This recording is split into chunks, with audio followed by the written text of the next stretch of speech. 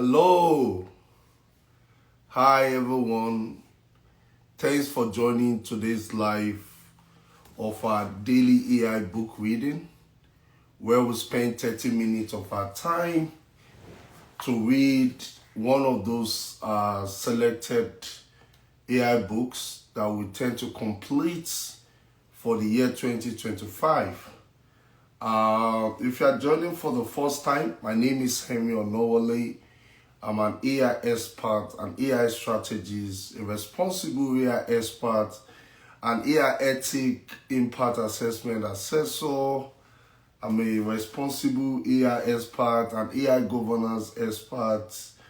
I help to train people on how they can become an AI expert through curated learning pathway. And at the same time, I also help organizations to develop strategy in terms of AI readiness and also how to drive an AI implementation within an organization, and also helping the organization to develop framework and methodology that will help them to develop ethical AI products. We selected 4 books to complete by the end of the year 2025. And one of the book we completed maybe about some weeks ago. The title is called AI Governance, a Primer, and the author is Edward Aden. And another amazing milestone we're achieving today is the completion of our second book. Yeah, I'm so excited. Tomorrow we'll be starting a new book reading. The book we are currently reading right now is called AI Governance, Applying Policy and Ethics Through Principle and Assessment. And the author is Dr. Darryl Carlton. Then you can get a copy of this book from Amazon. I guess it's about maybe $60 to $80. I'm not too sure. Yeah, you see, when it comes to investing in skills and knowledge, I usually don't pay attention to how much I'm spending, to be honest. All I do is I make my card available and I just purchase. You understand? Then I think it's a good mindset. Yeah, it's a good mindset. I think it's a mindset of someone who believes that he's doing the right investment, and it's a mindset of someone who thinks he's rich and wealthy. Then there's a level you get in your life that when you go to places, you just give them your card. To be honest, it's a mindset. Then sometimes you don't need to have billions before you develop such mindset. But when you have such mindset, it puts you in a different position in life. When I say position of advantage, then where your mindset determines what position you will be in life, or what will be your ranking. And just as the scripture says, he said, "As a man thinketh in his heart, so he is." Then your thinking determines your gesture. Your thinking determines your physical expression, how you are going to express, how you are going to demonstrate in terms of your behavior, in terms of your actions. You see, having the right mindset is very, very important. Okay, we are rounding up this book. I know usually we used to have this very early, but I've been so busy, and I said I have to come online so that we can complete the reading of this book, which is titled AI Governance, Applying Policy and Ethics Through Principle and Assessment. Okay, let's round it up. References and sources. IRIS AI system must be registered with specified information that is kept up to date, including provider details, AI system identification, certificate details, declaration of conformity, and electronic instruction for use. Number 2, conformity assessment for high-risk AI system involve quality management system assessment and technical documentation assessment. The process include application, documentation, examination, testing and certification, decision, and surveillance. Number 3, the OECD Committee on Digital Economy Policy is instructed to report to the Council in the implementation, dissemination, and continued relevance of the OECD AI principle 5 years after adoption and regularity thereafter. Number 4, government are increasingly demanding proactive steps from companies to ensure AI safety in high-risk contexts, including testing, transparency, and accountability obligations. Number 5, some jurisdictions have introduced voluntary commitments, while others like Canada and the EU are seeking to make commitments mandatory for higher risks. AI through new legal framework. Number 6, the Australian government will consider mandatory safeguard for AI in legitimate high-risk settings where harms are difficult or impossible to reverse through amendment in existing laws or a new legislative framework. Number 7, immediate actions include developing a voluntary AI safety standard, options for voluntary labeling and watermarking, and establishing an expert advisory body. Number 8, proposed non-regulatory action include an AI advisory body, regulatory sandboxes, investing in domestic AI capability, adopting international standards, and government leading by example. Number 9, new regulatory guardrails will focus on testing, transparency, and accountability. Testing could include internal and external testing, sharing test practices, ongoing auditing, cybersecurity and vulnerability reporting. Number 10, the Australian government is working with industry on an AI safety standard, watermarking mechanism, and an expert advisory group to operationalize safe and responsible AI. Number 11, ongoing work across the Australian government aims to clarify and strengthen laws safeguarding citizens, including online safety, automated vehicles, if privacy, IP means intellectual property, privacy, competition, education, and cybersecurity. Number 12, the EU AI Act prepare lay obligation for high-risk AI providers and users, create legal certainty, promote trust, strengthen enforcement, and support innovation through regulatory sandboxes.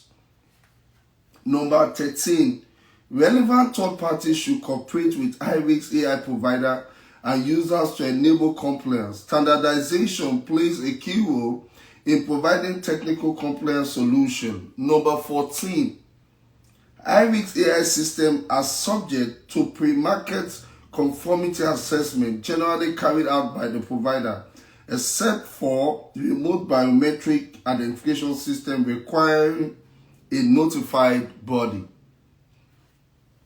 Number 16, notified bodies for conformity assessment of remote biometric identification AI system are designated by national authority based on independence, competence, and absence of conflicts. Number 16, high-risk AI system must have automatic event logging capabilities to ensure life cycle traceability, enable monitoring for risks and substantial modification, and facilitate post-market monitoring. Number 17, owners of AI systems should register key high-level parameters, including intended use, training, data environment, sensors, algorithm, interfaces, outputs, and optimization goals. Wow, we just completed the second book. We just completed 2 books in about, how many days is that? In about 30 days. Yeah, that's a great milestone. 2 books. Yeah, we just completed it. Yeah, for those that are joining, I would just like to provide a little context of what exercise we're currently engaging. We commit 30 minutes of our time on a daily basis to read through some of the books that we have selected to complete by the end of the year. And the books are more focused on AI ethics, AI governance, and responsible AI. Since we started this exercise, I can tell you it's been amazing. Myself, I've learned a lot. And it's not just about joining me on live to listen to this, what I'm reading out from the book, but I'm actually communicating a knowledge that you can integrate in your adoption and acceptance of artificial intelligence technology. And if you are someone who has the aspiration of pursuing a career in artificial intelligence, I guess this is a big plus for you. Then, if probably you have missed other sections of the book reading, you can go back, go to my, my Instagram, and go and check the previous videos so that you can catch up. Because tomorrow we are starting our 3rd book, and I can guarantee that we are going to complete that book by the end of February. And once we are done with the 3rd book, we are going to have the 4th book. Although the 4th book is a bit voluminous, that might take us about 4 to 5 months to complete the reading of the 4th book. And I already have a 5th book in the wait lists. You know, it's interesting, very interesting. You understand? I know this is one of the, the smartest way to immerse yourself with the knowledge of artificial intelligence. Not just with the knowledge of artificial intelligence, but understanding the ethical practices that are associated or married with the adoption of artificial intelligence. You see, the more knowledgeable people become, the more knowledgeable people become aware about the safety or the ethical practices associated with the use of AI, and also the risk that comes with the use, the adoption, and the deployment of AI, the safer our environment will become, the safer the society will become for us. Because the expansion of artificial intelligence will put our immediate environment in jeopardy. It will put us in risk because we are going to be surrounded with a lot of data centers. Yeah. Now, all the billions, the investment in billions of dollars, what do you think they invest that money into? Data centers is one area they make a lot of huge investment. They also make investment to power those data centers as well, and in training the models. And that is why one of the principles of AI ethics is the principle of sustainability. Now, what does the principle of sustainability say? Says that when you develop artificial intelligence, make sure you develop an AI technology that will not become a threat to the society or to the inhabitant of the society itself, which is the woman. Then you have to make sure, as an AI manufacturer or as an AI company, that you develop an AI application that are sustainable in nature. Sustainable nature in what sense? Ensuring that the AI technology that you build does not become a threat to the human society. And there is also a responsibility for everyone to understand their rights in terms of questioning the AI manufacturers, even questioning government in the approval of AI technology being launched. Now, I'll give you guys a use case. I'll give us a scenario. If the government of the day approve AI technology that can, AI weapon, let me put it that way. If they develop technology that can shoot on their own, what do you think is going to happen? Yeah, then such inventions should not be permitted. And the only way the government can be stopped from approving the inventions of AI for war or some other things, use of gun, is when individuals, the common man, is knowledgeable about what AI can do and what policies need to be put in place.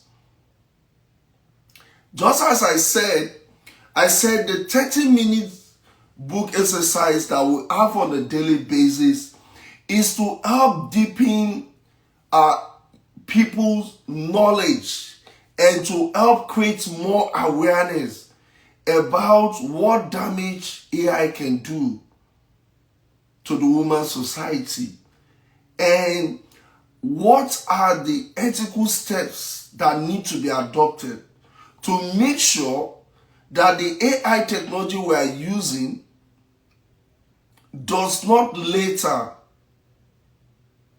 become a threat to us, so that it doesn't become a regretful decision that you download an AI application on your phone. In few days, I said something. I said, make sure you go through any AI application policy, data handling policy before you download the AI app on your phone. Because unknowingly, if you download an AI app on your phone, the AI might have access to everything you have on your phone, your personal identified information. Then that is why I strongly recommend that you make sure you go through the data handling policy of any AI technology you want to download on your phone. It's for your safety. Now you can see that DeepSeek, there are a lot of, allegations coming against DeepSeek, that DeepSeek using people's data. I'm just saying allegedly, please, it's an allegation. I'm not saying that it's an allegation. That they are using people's data and they are also using some proprietary, information about OpenAI. Yeah, there is an ongoing investigation on that. And that is where people need to be more enlightened about the ethical practices of artificial intelligence. Most especially, it is termed as responsible AI. Now, what is responsible AI? Responsible AI is simply the use and the deployment of artificial intelligence in a responsible manner.